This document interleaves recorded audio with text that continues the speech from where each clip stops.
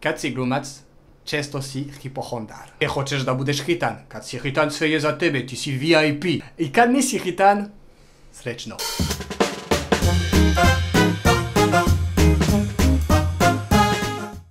Znači, ideš kod specijaliste. Da dodijem sutra? Za 6 mjeseci. Preko sutra.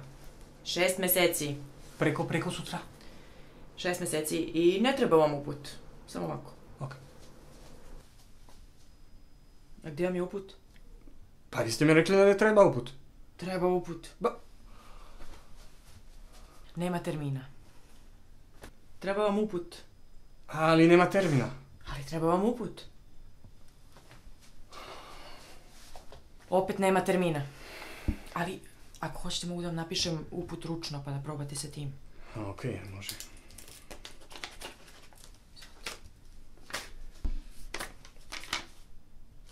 Ovo nije uput, treba vam uput.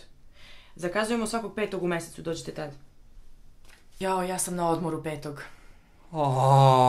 Ali koleginica će vam zakazati termin. Super. Uput! Dobro, imate knjižicu? Zaboravio sam. Imam Bus Plus. Vratite se sa knjižicom. I treba uput. Opet ti. Uput. Imam knjižicu i uput. Pa ne radim ja sad. Šta? Imam zakazan za sad. Ja sam radio to u prošlog mjeseca. Ma ne, ja sam na odmoru sad. Šta je s vama? Doživio nervni slom. Pa dobro, ništa, to nije strašno, sad je sezona nervnih slomova, svi ih doživljavaju. Samo jedite puno voća, povrća, pijte tečnost, odmarajte, bit će u redu. Hvala.